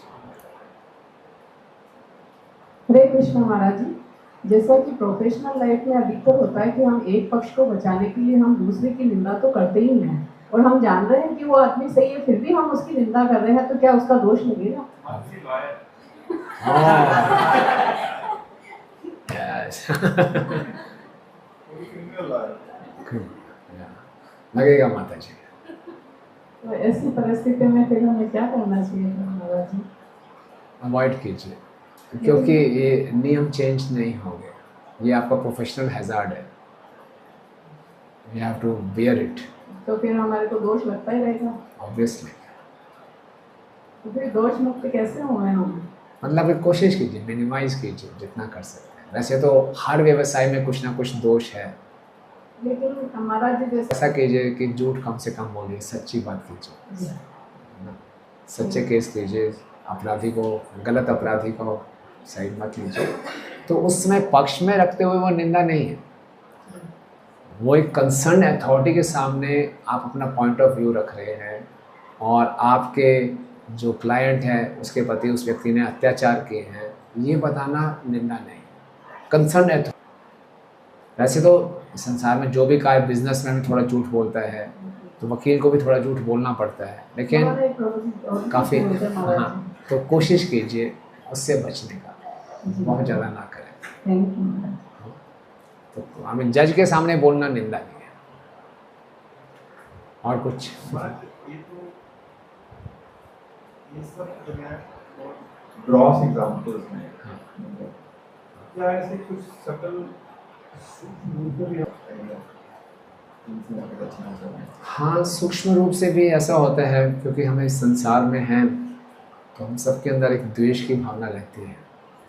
हम ना भी माने तभी इस संसार में है, द्वेष है। और द्वेष का मतलब है कि दूसरे को तरक्की करते हुए देखते हैं, सहन नहीं होता, दूसरा हमसे कैसे बेटर हो रहा है, अच्छा नहीं लगता, लेकिन हम ओपनली एक्सप्रेस में नहीं करते कि एक्सपोज हो जाएंगे, तो वो द्वेष अंदर छिपा रहता है, तो वो द्वेष कहीं ना कहीं निकलता है ना। तो कैसे निकलता है कि कोई उसकी थोड़ी सी निंदा करे तो हमें अंदर से खुशी होती है,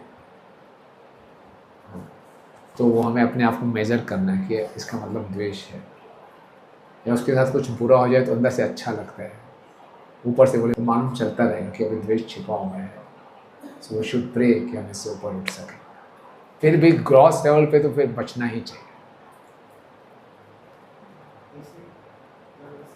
विचार आते हैं और मन में विचार आया और बुद्धि कहती है गलत है, तो विचार आया लेकिन ये गलत है, आया लेकिन ये गलत है, आ रहा है मतलब द्वेष है मन के अंदर, इसलिए ऐसा विचार है।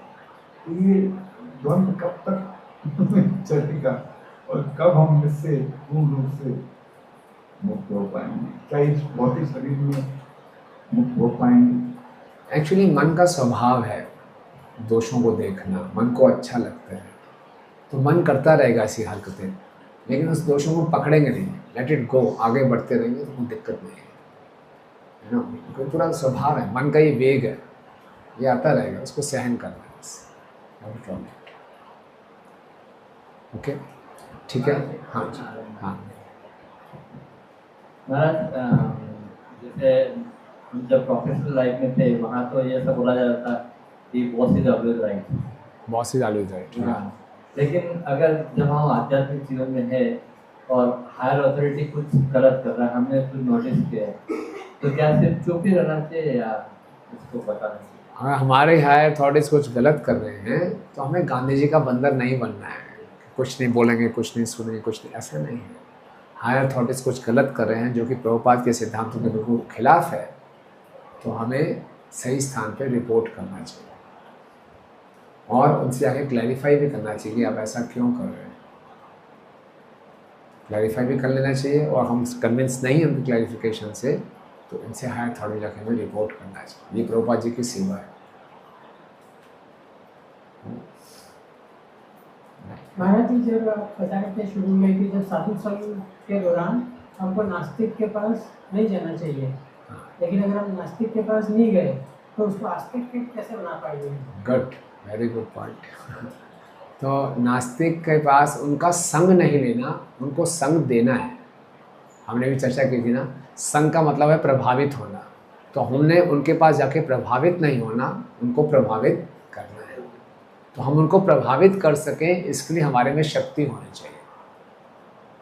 ऐसा ना हो हम उनको प्रचार करने गए, उन्होंने हमें प्रचार कर दिया। तो हमारे में शक्ति होनी, जैसे कबड्डी का खेल खेलते हैं ना, तो कबड्डी कबड्डी कबड्डी करते हुए जाते, आउट होकर ना आए। तो अच्छे ढंग से जप किया है, अच्छे ढंग से शास्त्रों को पढ़ रहा है, हिम्मत है तो जाएं फिर हरे कृष्णा बोलें, नास्तिकों को आस्तिक बनाकर लेकर आए। लेकिन इसमें कमज़ोर हैं तो वो हमें पकड़ लेंगे। तो साफ और बहुत से जो वरिष्ठ भक्त हैं उनके बारे में भी कभी कभी बहुत डॉक्यूमेंट्री या किसी की अलग होती है। तो फिर how do we deal with this with lot of maturity so that we don't get affected हो जाए? Thank you Prabhu, very important question. देखिए, social media is like an instrument, is a platform जिसका हम पॉजिटिवली और negatively दोनों ढंग से उपयोग कर सकते हैं। पॉजिटिवली इसका बहुत अच्छा यूज़ हो सकता है, बहुत अच्छा प्रचार हो सकता है, लेकिन कुछ लोग इसी का नेगेटिवली प्रयोग कर रहे हैं, अपनी फ्रस्ट्रेशन, अपनी एनवियसनेस सोशल मीडिया के थ्रू निकाल रहे हैं। और लोगों को नेगेटिव न्यूज़ हमेशा अट्रैक्ट करती है कि कुछ स्कैंडल है, कुछ सीक्रेट मालूम चलेंगे, सुनो। तो ये बहुत ख़तरनाक है। ऐसी वीडियो से हमें बचना चाहिए, है ना, क्योंकि इसमें कोई सब्सटेंस नहीं होता। और जितना हम किसी के बारे में, वो नेगेटिविटी हो सकता है सच भी हो और झूठ भी हो सकता है वो सच भी हो। How does it matter, how does it matter to me? क्योंकि उस व्यक्ति को ठीक करने के लिए और बहुत से लोग हैं और भगवान है उसको ना चाहिए। और जब आपने सही कहा, कुछ लोग इसमें फंसते हैं तो उलझ ही जाते हैं, है ना। तो अपना सेंसेशनल वीडियो देखने में आनंद तो आता ही है, लेकिन भक्ति का आनंद चला जाएगा। वीडियो बड़ी सेंसेशनल लगेगी, न्यूज़ बड़ी सेंसेशनल लगेगी, लेकिन फिर हरि नाम सेंसेशनल नहीं लगेगा। हरि कथा सेंसेशनल नहीं लगेगी। गुरु हैं जिन्हें भगवान के प्रतिनिधि के सम्मानित देना चाहिए। इसलिए हम जिस प्रकार श्री कृष्ण का सम्मान करते हैं, उसी प्रकार सन्यासियों में श्रेष्ठता का विचार करते समय जिन्होंने पहले संन्यास दीक्षा ली है, उन्हें ज्येष्ठ सन्यासी समझना चाहिए। जब दिन में पहली बार हम सन्यासी को देखें तब पूरे आदर के साथ साष्टांग प्रणाम करें। मायावादी सन्यासियों का संग हम नहीं करते हैं, फिर भी उन्हें योग्य सम्मान देना आवश्यक है। इनके पश्चात गुरु महाराज के गुरु बंधु का क्रम आता है, उनका भी हमें उसी। जिन भक्तों ने ब्राह्मण दीक्षा ली है उनका भी सम्मान करना चाहिए। उनकी ज्येष्ठता जिसने पहले दीक्षा ली है इस क्रम से करें। जिन भक्तों ने अपने से पहले हरिनाम दीक्षा ली है उनको भी हमें योग्य सम्मान देना चाहिए। जो भक्त आयु में ज्येष्ठ हैं उन्हें विशेष सम्मान दें। ज्येष्ठ वैष्णव के उपस्थिति में उनकी अनुमति के बिना दूसरों को उपदेश न करें। तो वरिष्ठ वैष्णवों में वाद विवाद के समय हमें तटस्थ भूमिका स्वीकार करते हुए किसी का भी पक्ष नहीं लेना चाहिए। आरती होने के पश्चात भक्तों को आरती देते समय ज्येष्ठता का विचार करना आवश्यक है। ठीक है, तो ऐसी सभा में हैं, सभी वरिष्ठ वैष्णव हैं, तो कैसे व्यवहार करना चाहिए? तो सबसे पहले हमें जो वरिष्ठ हैं वो हमारे गुरु हैं, उसके बाद सन्यासी गण आते हैं, फिर किसकी पहले दीक्षा हुई है, किसी की आयु बड़ी है। तो भक्त लोग तो आपस में बहाना ढूंढते हैं ये करने के लिए, नहीं आप मुझसे ज्येष्ठ हैं, आपकी आयु मुझसे बड़ी है, नहीं आपको भक्ति मुझसे ज़्यादा है, नहीं आप संन्यास आश्रम है, नहीं आपकी रियलाइजेशंस ज़्यादा है। तो हमारा ये होना चाहिए कंपटीशन। बाहर की दुनिया में कंपटीशन होता है, नहीं मैं सीनियर हूँ, पहले मुझे आदर मिलना चाहिए। लेकिन भक्तों के समाज में क्या होता है, पहले आप सीनियर है। फिर भी एक हायरार्की होती है कि पहले जैसे आरती आई, आरती पहले किसको दिखानी है। मूर्ति किए जाते हैं, अतः हमें सेवक रहते हुए दूसरों को प्रभु मानना चाहिए। ओके, हम यहाँ एक दूसरे को प्रभु कहते हैं। प्रभु का मतलब ये नहीं कि हम एक दूसरे को भगवान मानते हैं, कई लोग ऐसा मानते हैं ना। तो प्रभु का मतलब है आपसे कुछ, हम उसके भी दास हैं, उसमें कुछ ना कुछ बेहतर देखना है, वो हमारे प्रभु हैं, वो हमारे स्वामी हैं। क्योंकि हमारा स्वरूप क्या है, हम दासों के दास। ये होता क्या है, लोग हमें प्रभु के अनुसार उनकी सेवा करें। अत्यंत विनम्रता से हमें ज्येष्ठ गुरुबंधु से जिज्ञासा करनी चाहिए। जो हमें कनिष्ठ है उनकी सेवा हमें उन्हें योग्य मार्ग दर्शन करके प्रोत्साहन लेकर तथा ज्ञान लेकर करनी चाहिए। जब हम दूसरे गुरु बंधुओं से मिलते हैं तब नीचे झुककर यह प्रार्थना बोलते हैं। वांछा कल्पतरुभ्यश्च कृपा सिंधुभ्यश्च पतितानां पावनेभ्यो वैष्णवेभ्यो नमः। आध्यात्मिक गुरु की आज्ञा के बिना गुरु बंधु को अपने व्यक्तिगत सेवक के रूप में कदापि स्वीकार न करें। यानी कि हमारे जो दूसरे गॉड ब्रदर्स हैं, दूसरे भक्त हैं, उनसे अपनी पर्सनल सेवा नहीं लेनी चाहिए। हाँ, अगर कभी ज़रूरत पड़ती है तो अपने गुरु से आज्ञा लेकर हम भी सेवा ले सकते हैं। हमारा भक्तों का समुदाय है, एक दूसरे सेवा लेने की आवश्यकता पड़ सकती है तो आज्ञा लेकर करें। भक्तों से संबंध स्थापित करते समय अतिपरिचया अवज्ञा इस युक्ति को भी कभी भी स्थान न दें।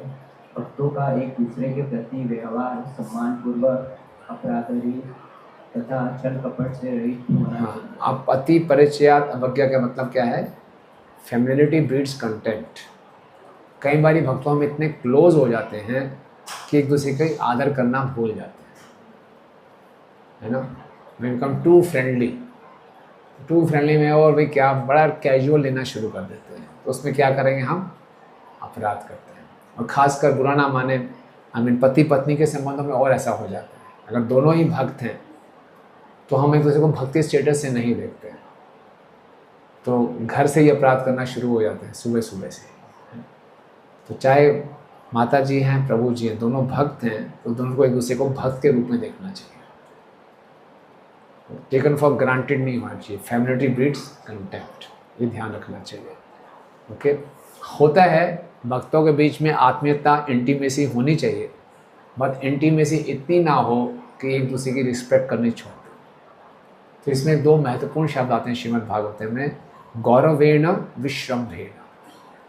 जब देवहूति माता जी कपिल कर्दम मुनि की सेवा कर रही हैं तो उनकी पत्नी थी, तो कैसे संबंध उनते? गौरवेण विश्रम्भेण। गौरवेण मतलब out of of and reverence, respect भी थी। विश्रम्भन मीन्स इंटीमेसी भी थी। तो भक्तों में मित्रता है, दोनों हस्बैंड वाइफ हैं, तो इंटीमेसी भी होनी चाहिए और साथ साथ रिस्पेक्ट भी होनी चाहिए। टू मच इंटीमेसी रखेंगे, रिस्पेक्ट भूल जाएंगे तो अपराध होगा। टू मच रिस्पेक्ट रखेंगे तो कोई रिलेशनशिप नहीं होगा, इंटीमेसी नहीं होगी। तो दो फ्रेंड्स हैं, घर में हैं सब, तो इंटीमेसी भी हो और एटलीस्ट साथ साथ में फ्रेंडशिप वो रिस्पेक्ट भी, ये ध्यान रखना चाहिए। ओके, और बताइए आगे। भक्तों को एक दूसरे के प्रचलित नाम, कर्मी नाम से नहीं पुकारना चाहिए। कर्मी नाम से नहीं पुकारना चाहिए। किसी ने दीक्षा ले ली है तो दीक्षित नाम से ही पुकारना चाहिए, और दीक्षित नाम को भी शॉर्ट नहीं कर देना चाहिए, है ना। मदन गोविंद बोले MG बुला रहे हैं आपको MG प्रभु बुला रहे हैं, ऐसा नहीं। MGP बुला रहे हैं, नहीं MGD बुला रहे हैं, ना। पूरा नाम लेना चाहिए, हिज ग्रेस मदन गोविंद प्रभु बुला रहे हैं, राइट। उनको शॉर्ट नेम से नहीं, या फिर उनके निक नेम से नहीं, राइट। आगे लड़ाई दूसरे भक्तों के सामने नहीं करनी चाहिए। सभी को यह जानकारी होनी चाहिए कि उनकी कोई भी योग्यता नहीं है। हम जो भी करने के योग्य हैं वह केवल गुरु एवं वैष्णवों की कृपा मात्र से है। हाँ, तो कई बार में आदत होती है अपनी बड़ाइयाँ गाते रहते हैं, अरे मैं नहीं कर तो मैं ही कर देता हूँ अपने। तो पर निंदा और स्व प्रशंसा एक ही सिक्के के दो पहलू हैं, two side of the same coin. अगर आप किसी की निंदा करते हैं, निंदा नहीं करें, अपनी प्रशंसा खुद करें, तो एक ही इफेक्ट है। निंदा करके भी हमारी ईगो संतुष्ट हो रही है और अपने खुद की प्रशंसा करके भी ईगो संतुष्ट हो रही है। सो कभी भी सारे कार्य कर लो, एक कार्य कभी ना करना, अपनी तारीफ को, ये दूसरों के लिए छोड़ दो कई बार बहुत अंदर से वेग आता है, मैंने इतना अच्छा काम किया, कोई रिकग्नाइज ही नहीं करा, चलो खुद ही बोल देता हूँ तो वो कभी नहीं करना चाहिए। हमारे में कोई योग्यता नहीं है, हमारी जो भी योग्यता हमें मिली है गुरु और वैष्णव की कृपा से आई है, राइट। आगे पढ़िए प्लीज़। यदि गुरु बंधु या गुरु बहन किसी कारणवश कष्ट में हो, जैसे परिवार में किसी की बीमारी अथवा किसी सदस्य की मृत्यु अथवा किसी कारण से उत्पन्न मानसिक उद्वेग हो, ऐसे समय सांत्वना एवं उनकी यथासंभव सहायता करनी चाहिए। संकट के समय आविष्टा होने पर जो मदद करता है वही सच्चा मित्र है। भक्तों के आपसी संबंध की परीक्षा मुसीबत के समय ही होती है। इन घटनाओं के समय उन्हें भौतिक समझकर हमें उन्हें दुर्लभ नजरअंदाज नहीं करना चाहिए। किसी कोई बीमार पड़ गया, अरे प्रभु क्या चिंता करते हो, आप शरीर नहीं आत्मा हो, क्या फालतू में बैठे हो, ये संसार है, सब बीमार पड़ते रहते, जन्म में तू जरा व्याधि 4 रोग हैं ही हैं संसार के। फिलॉसफी पिलानी शुरू नहीं कर देनी, नहीं, उस समय उसको हमारी आवश्यकता है, इमोशनल सपोर्ट की आवश्यकता है। तब कोई भक्त किसी संकट में है, परेशानी में है, फिलॉसफी भी देनी है, बाद में धीरे धीरे फिलॉसफी को उसको लेकर आना है।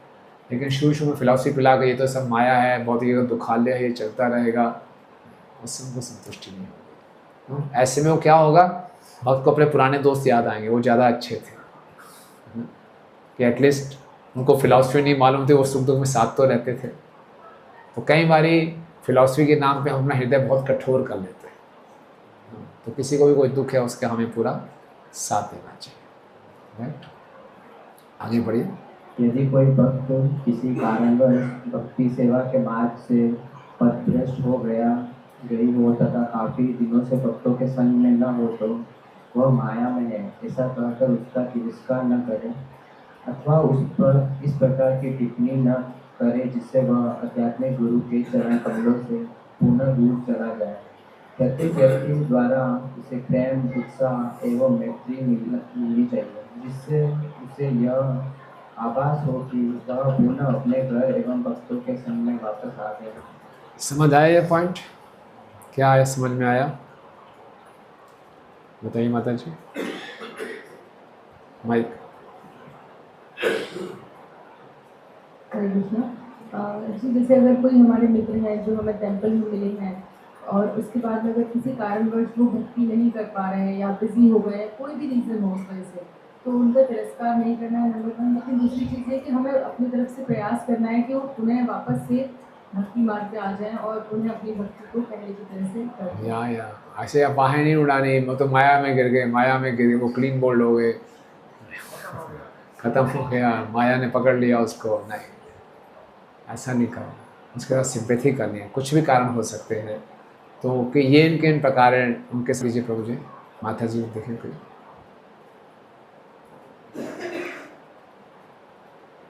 अन्य भक्त हैं।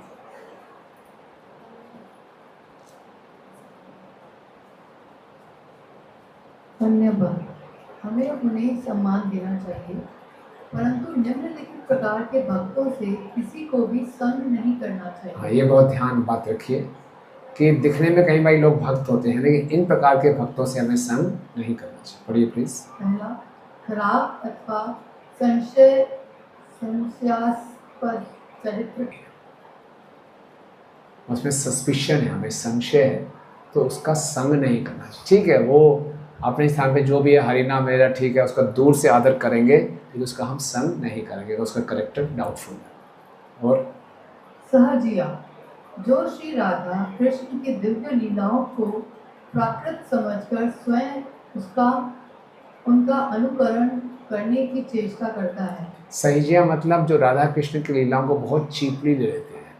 ऐसे आपको बहुत भक्त दिखाई दे जाएंगे जो बोलेंगे राधा रानी रात को सपने में आती है, कृष्ण की बांसुरी की ध्वनि सुनाई देती है ना, मेरे घर में रोज़ मुझे राधा रानी के दर्शन होते हैं, आंसू बहाएंगे। अब बोलेंगे बड़े ज़बरदस्त भक्त हैं तो। बोले आप क्या कर रहे हो, आप हरि नाम ले रहे हो, राधा रानी से कभी बातचीत हुई है? नहीं। अरे आओ मेरे साथ, अभी राधा रानी से बात कराता हूँ। हम कई बार भोले भाले भक्त उनसे बहुत प्रभावित हो जाते हैं। तो राधा कृष्ण की लीलाएं इतनी सस्ती नहीं है, राइट। तो ऐसे लोगों से बचना है। आजकल सोशल मीडिया में बहुत से पॉपुलर सन्यासीज हैं, पॉपुलर बाबा जीज हैं, तो हमें उनमें मतलब हमको उनका आदर देना है। लेकिन हम श्रील प्रभुपाद जी के सुंदर आंदोलन में हैं, तो प्रभुपाद जी के बाहर के आंदोलन से सुनने की आवश्यकता नहीं है। ये हमारी लॉयल्टी है, हमारी वफादारी है, हमारा सतीत्व है, हमारी चेस्टिटी है। जिस प्रकार से एक चेस्ट वाइफ, सती स्त्री केवल पति के अलावा किसी और का संग नहीं करेगी, इसी प्रकार से हम यहाँ प्रभुपाद जी के आंदोलन में हैं प्रभुपाद के आंदोलन के अलावा हम किसी बाहर के व्यक्तियों से नहीं सुनेंगे, चाहे वो सुनने में कितने ही प्रभावशाली क्यों ना हो। क्योंकि होता क्या है, जिनसे हम सुनते हैं उनकी चेतना हमारे हृदय में प्रवेश करती है और फिर कन्फ्यूजन्स होंगे, परेशानियां होंगी, ठीक है ना। तो हमें नहीं मालूम किसका क्या स्तर है। हमने प्रभुपाद जी की शरण ली है। सोशल मीडिया में बहुत से लोग हमें मिलेंगे जिनकी बहुत फॉलोइंग है, बहुत अट्रैक्टिव हैं बोलने में, उनका आदर करेंगे लेकिन उनसे सुनेंगे नहीं। तो ऐसे बात आगे पढ़िए माता जी। ऐसे वैष्णव जिनका संप्रदाय संशयास्पद, क्योंकि हमें उनके संप्रदाय के बारे में भी नहीं मालूम पूरा, कुछ संशय है तो नहीं सुने। आगे पढ़िए। कृष्ण के नहीं, मायावादी का मतलब वो होता है जो मानते हैं कि कृष्ण का शरीर भी माया का बना हुआ है। कृष्ण जब इस संसार में आके लीला करते हैं तो वो भी एक शरीर धारण करते हैं हमारी तरह। तो भगवान का नाम भी माया, भगवान की लीलाएं भी माया है। यानी कि वो सोचते हैं कि सब एक निराकार ब्रह्म है, उसमें से भगवान आए हैं। भगवान भी जब आते हैं तो एक नया शरीर धारण करते हैं। तो वो भगवान राम कृष्ण को साधारण व्यक्ति मानते हैं और हम भी भगवान और उनको एक डंडी सन्यासी कहते हैं। उनको बोलते हैं कि सन्यास लेते ही वो नारायण बन गए। वो एक दूसरे को नारायण करके संबोधित करते हैं, नमो नारायण है। तो ऐसे सन्यासियों को देखकर आदर करना है। क्यों आदर करना है? उनका वैराग्य है, लेकिन उनका संग नहीं करना, ठीक है ना। राइट, ओके, आगे देखिए माता जी। वैष्णवों को सामान्य भौतिक दृष्टि से न देखें। श्री रूप गोस्वामी ने अपनी पुस्तक श्री उपदेशामृत में वैष्णवों के बारे में कहा, ऐसे भक्तों को सामान्य भौतिक दृष्टिकोण से कदापि न देखें। वास्तव में सभी को निम्न कुल में जन्मे भक्त उनके शरीर के कुरूपण, उनके विकृत शरीर अथवा उनके रोगाग्रस्त या दुर्बल शरीर की ओर ध्यान नहीं देना चाहिए। दूसरे शब्दों में सभी भक्तों को शारीरिक विकृति, कुरूपता, निम्न कुल में जन्म और अल्प शिक्षा इत्यादि की पूरी तरह अपेक्षा कर देनी चाहिए। जो भी वैष्णव भगवान की सेवा करता है उसे पवित्र समझना चाहिए। शास्त्रों में प्रतिपादित किया गया है कि ऐसा हरियाणा के लोग ऐसे होते हैं। ये भक्त कहाँ है? अमेरिकन वैष्णव है, वो ऐसे होते हैं। अरे इसकी बात कर रहे हो, ये तो पहले क्या इसका इतिहास था, ये तो कसाई था, अरे ये तो वो था, नहीं, या ये तो निम्न जाति से था, नहीं। जिसने वैष्णव बन गया, जो हरिनाम का है, कौन सी भाषा बोलता है, कौन से राज्य का है, इसका कोई मतलब नहीं है। अगर ऐसा हम करते हैं तो हम बहुत बड़ा नारकीय कार्य करते हैं। कई बार हमारे में इम्प्रेशन होते हैं कि ये वैष्णव वहाँ से ये ऐसा होगा, ये वहाँ से वैसा होगा। हमारी भौतिक बुद्धि हम उसको उस दृष्टिकोण से देखते हैं। लेकिन जिसने हरिनाम ले लिया, जिसने दीक्षा ले ली, उसको इस दृष्टिकोण से नहीं।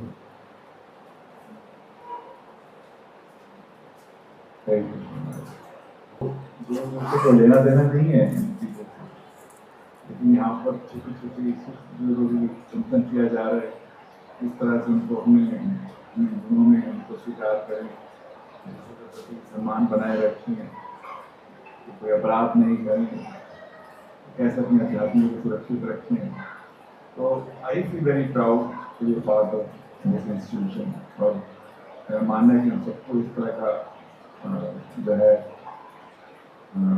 स्वागत करके अपने आप को जोड़ना चाहिए। और महाराज की उपस्थित से ये जो बहुत सूक्ष्म है, बहुत सरल हो गया महाराज की व्यवस्था की वजह से। बहुत बहुत धन्यवाद महाराज जी को। 2 दिन बहुत हमने बहुत कुछ सीखा हमने। और अभी हमारा कार्यक्रम अभी समाप्त नहीं हुआ है, तो कल हमारे 3 सेशन है। कल छुट्टी का दिन है, संडे है, तो 3 बहुत महत्वपूर्ण विषय कल चर्चा करने वाले हैं। ये सब कैसे आएंगे, उसका मूल आधार हमारी साधना है। जो बार बार महाराज बीच में बातें जोड़ रहे थे, साधना से साधना अच्छी होनी चाहिए, मॉर्निंग प्रोग्राम अच्छा होना चाहिए।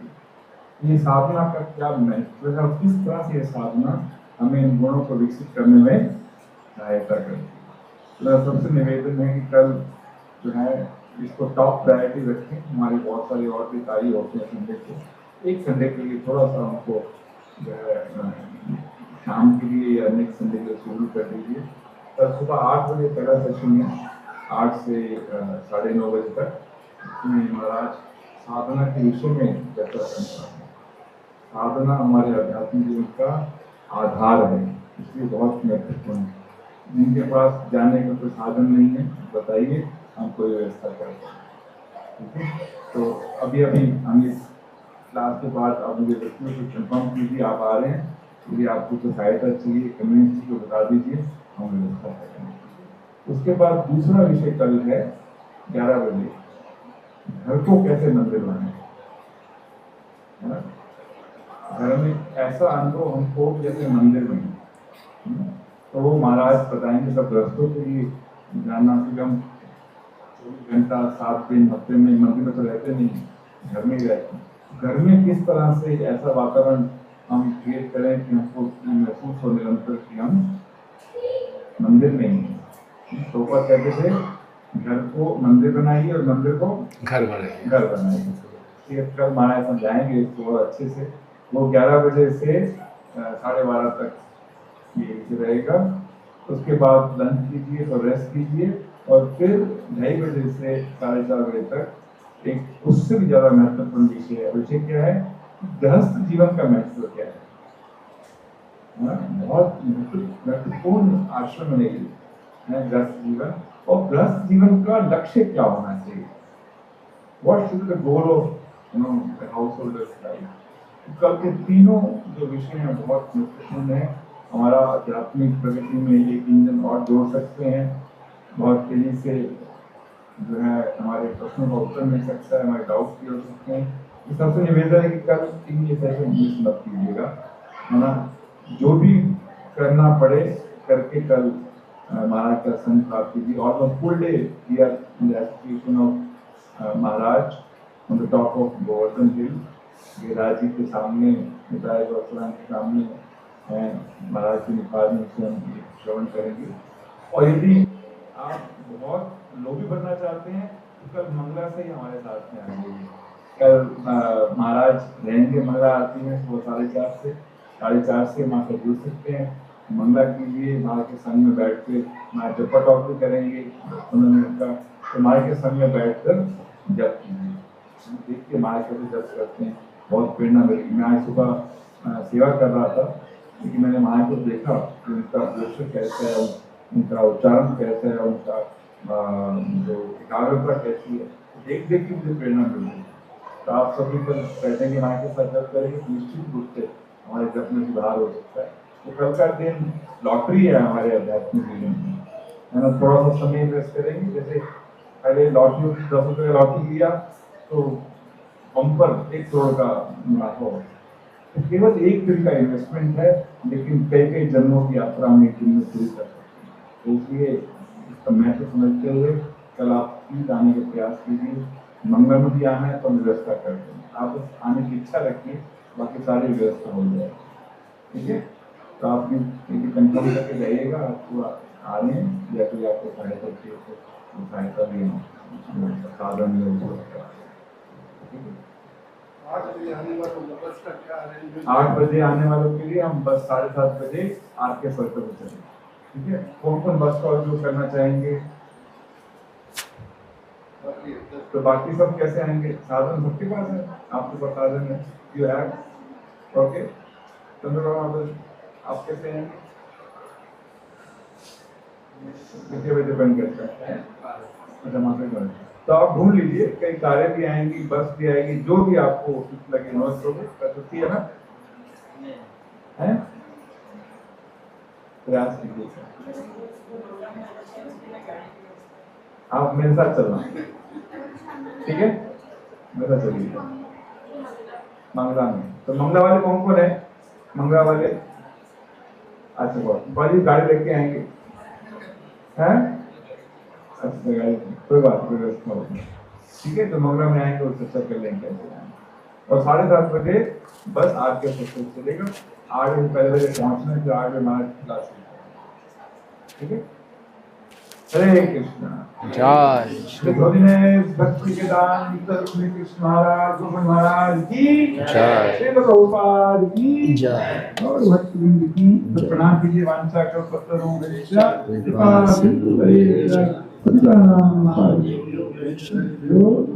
अनंत कोटि वैष्णव की श्री प्रभुपाद की जय।